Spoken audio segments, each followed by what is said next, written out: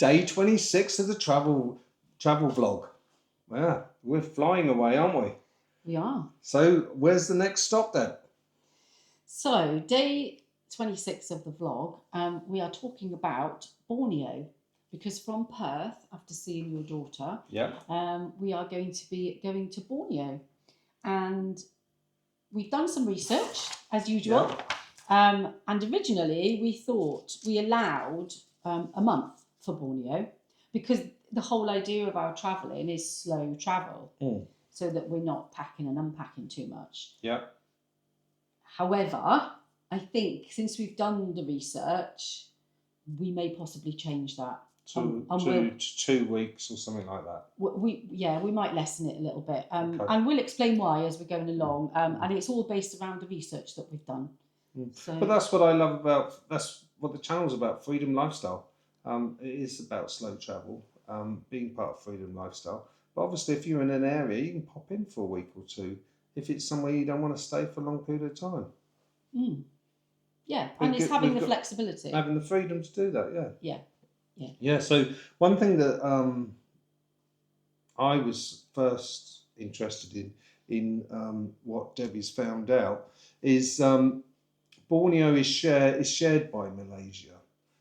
So Sabah and Sarawak, Indonesia, Kalimantan, and Brunei. So although I thought they were all separate countries, they're actually part of a continent of Malaysia. Yes. So they're countries within a continent. Yes. But I understand most travellers just focus on the Malaysian Borneo. Yeah. Because it's well set up for tourism and backpacking and that kind of thing. So I think that's where we would focus all of our probably experiences. Yeah. We'll probably be looking at Indonesia at a later time in the trip.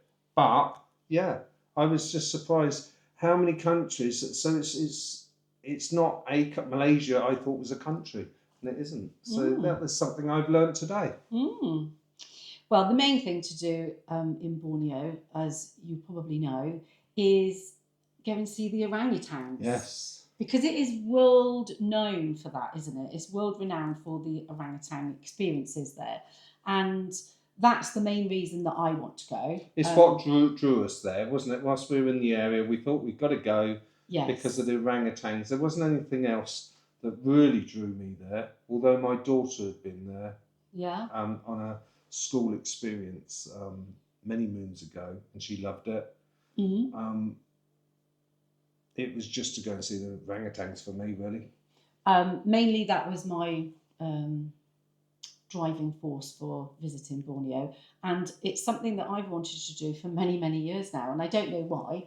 Maybe because it's so famous and you hear about it, and it's not very often that you can get up and close to orangutans. So I think it's been on my wish list, shall we say, for quite a while. So I can't really go to that area of the world and not go to see the orangutans.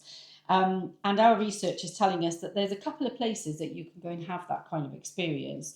And one is the Sepilok Orangutan Rehabilitation Centre. I'm glad you said that. Well, I might have said it wrong, so bear with me. And that's near Sandakan and Sabah. And the other place is Semengo, again, probably pronounced wrong, nature reserve, and that's near Kuching and Sarawak. So not sure which one we'll do, because we'll do some more research on both of those reserves. So then we'll make a decision from there, and maybe ask when we arrive as well for some guidance. If you've been to Borneo, we'd love to hear your comments, and especially if we're pronouncing things incorrectly, it would be quite funny. But yeah, give us any ideas if you've ever been to Borneo or you're from Borneo. Yeah, I'd love to hear from you. So the second thing, apart from the obvious orangutans, was jungle and river safaris. Jungle and river safaris. Yes. Now, when I think of a river safari, I think about crocodiles, and I don't know why. Well, that's what they're saying in the notes. Oh! They are saying in the notes. Is that Kinabatangan? Kinabatangan. Kinabatangan. Kinabatangan. Kinabatangan River. I'm sure you watched just to see us struggle. Yeah, with the our pronunciations. Sabah. So that says sea wild orangutans. I don't know what that is. Proboscis. Proboscis monkeys. Type of monkey. And pygmy elephants, which is... Yes. Didn't expect that. And crocodiles. What is a pygmy elephant? A small elephant. Is it? Is that what it's called? Like a little mini elephant? Well, I assume I'd so. love to see one of Pygmy those. is a small animal of some form, yes. Because you have pygmy pigs, don't you? So I'd love to see one of them, or a few of them. So we probably would do some kind of river safari. Oh, I would definitely do a river safari. Even though there might be crocodiles there. Yeah, but when we were in Costa Rica and we did the river safari, that was cool. It was actually, yeah. And we only saw one tiny baby croc and he was fast asleep. Yes. But it was a lovely experience. And again, we saw lots of monkeys there as well. And it's so nice to see them in their natural habitat, isn't it? I really like that. So, yeah, I think we'll probably go there and share it with you. Yeah, and I think it's getting harder and harder to see the crocs and that now on these river safaris because everyone's trying to be more environmental, which is cool. It's really good. And so the guides are told not to wake the crocodiles up, just to show themselves off to us. So they're not hitting the river or anything, trying to... Well, they're not interfering with their everyday life, which is that's what conservation is. So hence why we knew there was crocodiles there, but we couldn't see what we wanted to see because it was the wrong time of day. Yeah. Yeah. And apparently you can stay in a riverside lodge as well for a couple of nights if you wanted to. Now, I don't know if that's something that we would want to do. I would say it'd be quite noisy because of the monkeys and all the rest of it. Whether you could sleep. Yeah. When you're not used to it. So that, again, if anyone's ever done that, we'd love to hear your comments. Well, and again, another biggie for us, I think, more for you than me, is the being around water and the mosquitoes. The mosquitoes. So that's why I'm not sure a 2-night stay for us somewhere on the water would be a good idea because we did have a room when we went to Mexico, didn't we? That's correct. And it was beautiful. It was overlooking the mangroves. And it was overlooking the river and the mango rivers. The river.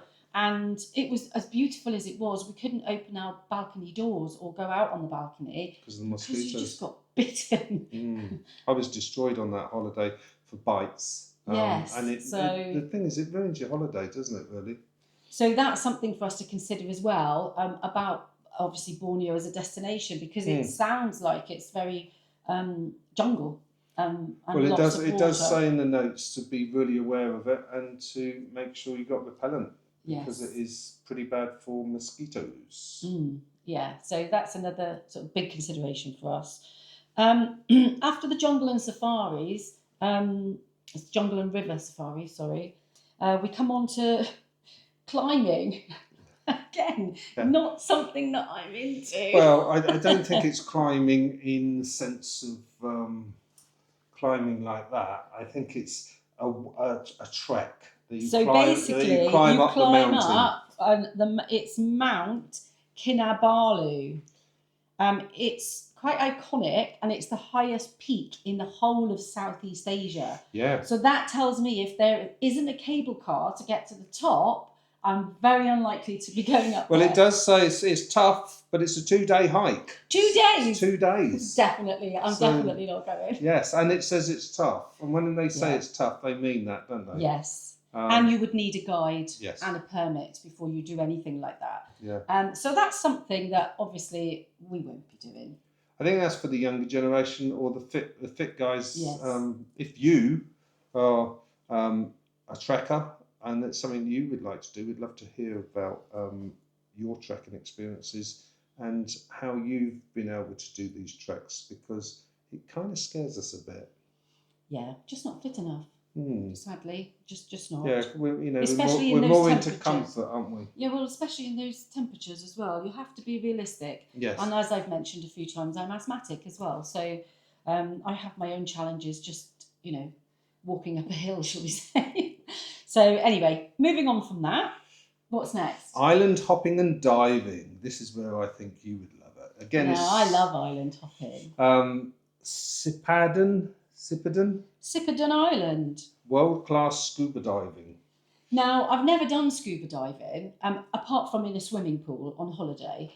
And the instructor did tell me that I was an absolute natural for it because I can stay very calm. And it's all about your breathing, I think. A lot of it is to do with your breathing, my understanding. And he said I was very calm and I was probably a very good candidate to do it. I just never, I suppose, explored it enough to actually go in the ocean. Mm-hmm. And also, I'm a big snorkeler and I'm actually quite happy on the surface. I don't feel a need to go to depths. I'm comfortable on the surface. So I think, obviously, we won't be going there for diving, but a little bit of snorkeling, I'll be up for that.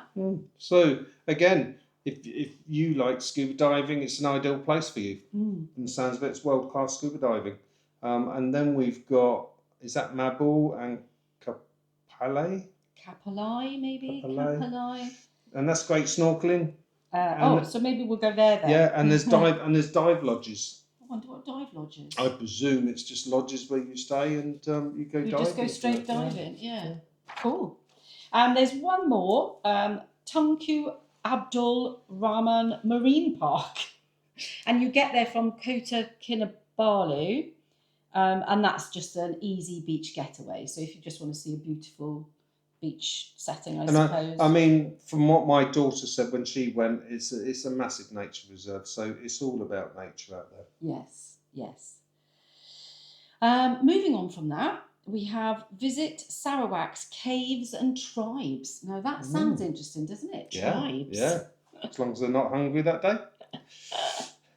There's a Mulu National Park, and so it's got enormous caves, and that'll be quite good. At dusk, the bats come out of the caves. There's a mass exodus of bats that come out of the cave, apparently. So that would be quite cool. At dusk. And then you can do a rainforest trek. I don't fancy a dusk rainforest trek, to be fair. No. Again, showing my age, my ill health, my unfitness. Yes. But I think that would be a sight to see, all the bats coming out. But I doubt I'd be able to just go home after that. They would be part of a tour. Again, we'll have to have a look, won't we? And you'd probably have to do the whole thing. Yeah. So subscribe and follow along with us and see if these are the things that we are going to do or we're not going to do. And the reasons behind it. And if we do them, see if I get a bat stuck in my hair. That would be funny on camera, wouldn't it? That would be quite scary, I would have thought. I think it'd be very scary, yeah. Also, there's a Bako National Park. And again, they've got lots of the proboscis monkeys, beach trails, and that's near Kuching. Or you could visit a longhouse to experience traditional Iban culture. Yeah, I'd like that because I like to find out about the culture of where we're going and stuff. And I wonder what a longhouse looks like. Yeah, is it the same as the UK? A longhouse in the UK? Yeah. Who knows? So we shall, again, it's another experience that we're really looking forward to having a look at. Yeah, that could be something quite interesting, I would have thought, and different. So we like different, don't we? Yes. Well, that's the only reason she liked me, see, because I was different. Likewise. But even though we've said it's mostly jungle, there is a mention of cities here and the culture of Borneo. So there obviously are cities there. Yeah, it says Kota Kinabalu. Kinabalu is a laid-back coastal city. So it's got street food, local vibes. So that might be interesting. I'd like to go there. I would really like to go there because I like the sound of that, a laid-back coastal city. Yeah, I do. Yeah, I think that's more up our street. Yes. I would say. Yes. Rather than hiking around the jungle. Yeah, sadly. There's another place called Kuching, and that is apparently got quirky charm. Colonial. So there'll be colonial buildings on there. And a lot of street art. And it's a food heaven. Oh, food again. Everyone keeps mentioning food at the moment. I'm in the 4th day of my water fast. So my mouth is watering whenever food is mentioned. It must be so hard. I know. So should we get through the food bit really, really quickly? Because there are some must-try food dishes here. And one of them is a Sarawak laksa. And that's a spicy noodle dish often enjoyed with rice, Oh, nice. shredded chicken, prawns, and omelette strips. Oh, that see, I could eat that. That Ooh, sounds lovely, that sounds doesn't lovely. it? Yes. Sadly, it's not gluten-free, so I won't be able to Oh, dear. partake. But there is another one called kolo mi, Yeah. and that's a savoury noodle dish, often with pork and shallots, Oh, again.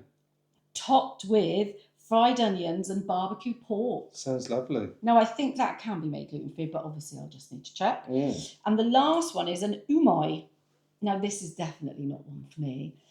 This is sliced raw fish I like sushi. with onions, chilies, vinegar, salt, and lime juice. Yeah, I bet it'd be quite refreshing. Yeah, I'd like to try that. That's like a prefer fish salad. I would go for the other two as my first choice, but yes, I me would too. definitely. I'd definitely give that a go. Yeah, especially at the moment, you'd probably love to have any of those at the moment, even the raw fish. And then it just mentions another area called Sandakan, which apparently is the main gateway to all of your wildlife experiences. So possibly that might be where we'll stay once we go a bit deeper into our research. But yeah, we'll have to wait and see with that. Yes, definitely. So there's travel considerations for 1 month from Borneo, whether it is a month or whether it's a couple of weeks, we don't know yet. Visas. So Malaysia is a 30 to 90 day visa-free for many passports, and that's the UK included. And that's going in and out of, as we've said, Malaysia's quite a big area. It's a continent, really, with lots of different countries. Yes. So Indonesia, which is part of Malaysia, visa on arrival 30 days or e-visa. They're getting a lot into digital visas over there at the moment, so we've really got to look into that. And I believe there's a lot on a lot of these countries where, because it is digital, you've got to make sure you've got a visa before you turn up. Yes. I think they're super strict. I think you can get in a bit of trouble now. Yes, I think they're super strict on it. So we'll have to be definitely on that. Yes. On that. So the weather, that's the biggie, isn't it? That's what we're going for. It's a tropical climate. So it'll be hot, humid, and it's rainy all year round, which surprised me. Yes. But then obviously that's good for for the forests, tropical forests. Yeah. So the drier months are March to September. Varies by region though. Yeah. So you've got to check that one out. Bright light, moisture wicking. Is it wicking? Yeah. Moisture wicking clothes. Bring light, moisture wicking clothes. So that's something that can dry quickly, I suppose. Once if you do get caught in a downpour. Yeah. Rain jacket and insect repellent. It keeps screaming insect repellent to me. Yes. Yes. And the packing essentials that it's given us to help us along is good walking or hiking shoes. Now, as we've said, we're not hikers, and I don't intend to buy any hiking shoes. Probably be trainers for us, won't it? But they will be good quality trainers because they're sensible, aren't they? Yeah. For the whole trip, really. Yep. Again, it mentions quick drying clothes and swimsuits, a dry bag for your river and boat trips. We have one of them. And that is really handy to have because I remember I went on holiday once with somebody many, many years ago. And back in the days where you could get these digital cameras, when they were first new, nothing like the technology we've got today. And he was so proud of his camera and he was videoing everything that we went to and everywhere we went. And we went on a river cruise and getting on the boat, he dropped his his equipment actually into the river. Oh dear. Never worked again. So a dry bag is really sensible. Well, I've got a sailing one. It's a proper dry bag for sailing. And the great thing about that is that you can anchor out at shore, offshore, and you can literally put your dry clothes into the bag, put it on your back, swim to shore, and put your dry clothes on. Ideal. So we've got one of those. So we've got one of them. So that's something I would definitely recommend for anywhere near water. And you can get, I think it's from the Chandras, the sailing places that you can usually buy them. You can probably get it on Amazon now, easy. Yeah, yes, you probably could. And then it does recommend a headlamp. For the caves. For the caves and for your night trekking. Yes.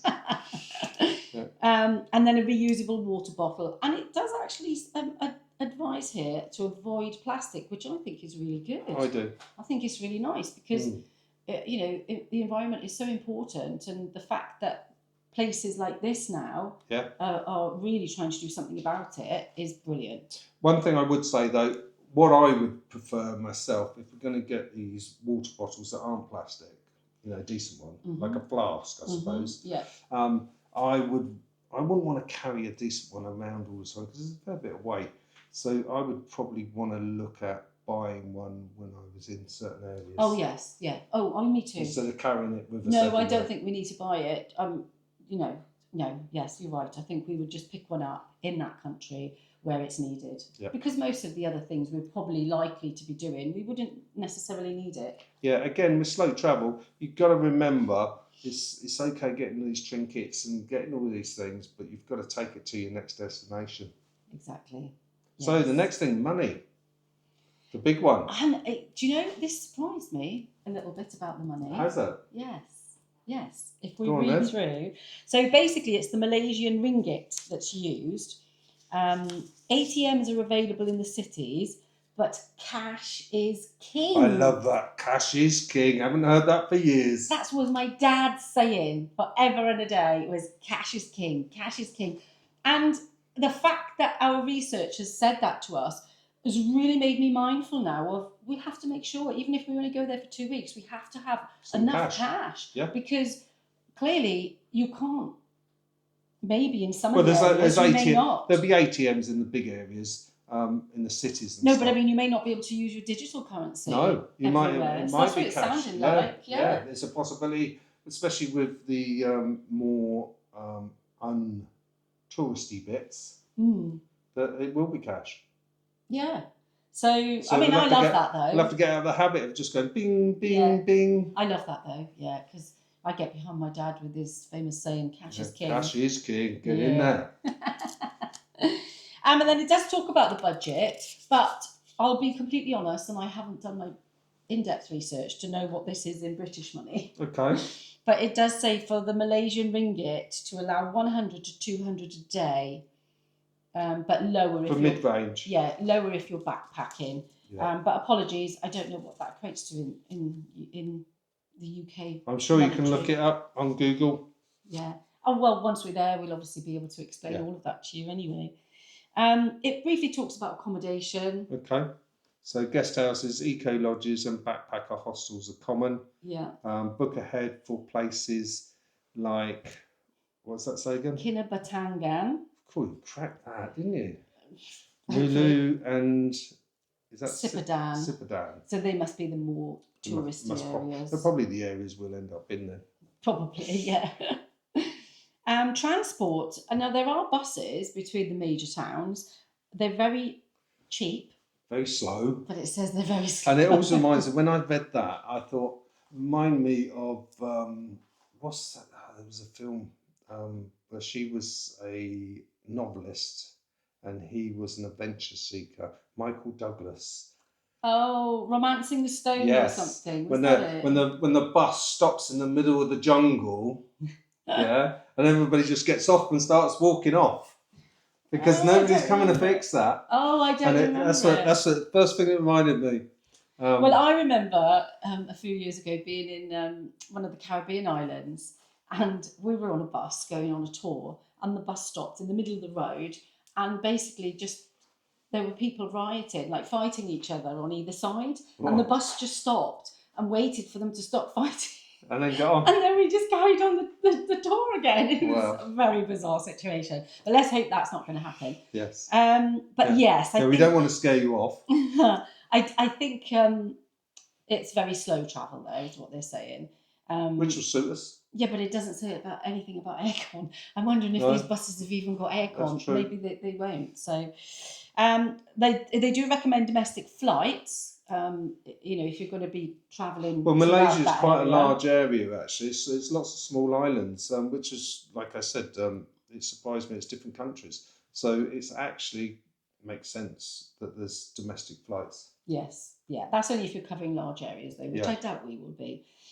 We mainly be going to the area where the orangutans are, so we'll probably base ourselves there, I would have thought. Yep. And then it says about there's boats and four-wheel drives used for the river and the jungles. So I guess that's probably all we'll need while we're there. Yeah, obviously, if you subscribe and come along on the journey with us, we shall see what happens at that stage of the journey. Whether we go, or we go, excellent, let's get a 4x4 and get out there. We'll see. And then the last bit is health and safety. Which really shouted at me. Malaria. Well, yeah, there's a malaria and dengue risk. So you must take mosquito precautions, which of course we will. Of course we will. And we're going to see our travel nurse tomorrow, actually. How exciting. Is it tomorrow or the next day? Well, it's this week anyway. For our jabs. Yes, to see what vaccinations we're going to need. So we will be taking all the precautions that we need. And it says that the tap water is not safe to drink. Yeah. So do not consume. Use bottled or filtered. Yeah. Cultural tips. Dress modestly outside of tourist areas. And I think that would be, without being funny, that would be jewellery, that would be all sorts of things. Because when you're outside of that area, maybe it's a big thing. Oh, okay. It's just, my safety had come on when I saw that. Okay. I might be totally wrong. What they might be meaning is cover up. Yeah. And be respectful to the culture. Yeah, that's probably what it is. But the first thing I thought of, because in our travels we have met people, especially with nice watches and jewellery, ladies with jewellery, where people have snatched them off them. Sadly, yeah. So you have to be careful of that because... Yeah, because there's a lot of poverty in the world as well, sadly, and it pushes people to do desperate things, doesn't it? Yes. So, yeah. And then it says, obviously, again, to be respectful. So it's sounding to me like it's a very respectful country, especially when you go to villages, and to ask before you take any pictures. So clearly that's something we're going to have to majorly So maybe consider. I'm totally wrong with my fear of safety because of the culture of the people. Well, we'll see. That would be lovely if what they mean is just cover up. Yes. And which I think reading more into it and thinking about it with you and with Debbie after what she said, I think it's probably more the modesty side, isn't it? I'd like to think that's what it means. And obviously we are going to have to ask permission, with our filming, especially. And it says learn a few local phrases in Malay. Well, we've got an interpreter. We've got our little gadgets, haven't we, that we've covered in a different video. So if you haven't seen it yet, again, take a look. Yeah, check out our playlist. That is going to be with us everywhere, every step of the journey. So, that's it for Borneo. And do you agree with us that 2 weeks will be enough? Especially considering we're not trackers. Yep. And big jungle people. Would you agree that that's a wise decision, or would you play it another way? Yeah, we'd love to hear your opinion, and do drop us something below, so we could get to know you better and chat on these things. Yeah, and any recommendations you can have for us whilst we're in Borneo, and again, like we said earlier in the video, we have total flexibility, so there's no hard and fast rules about how long we're going to stay anywhere at this stage. Yeah. So open to hear from you, your thoughts. One thing I would like to do is thank everybody who has commented up to now. We really appreciate your comments, and it opens our eyes to things and makes us think. So we do appreciate it. So don't be shy, do comment, and do subscribe and come along on the journey. Yeah, can't wait to actually get out there. I know, it's not long now, is it, really? Not long, a few weeks yet, but we've still got so much to do, so I'm grateful that it's not yet. So bye for now, and look forward to seeing you tomorrow. We'll see you tomorrow. Bye-bye.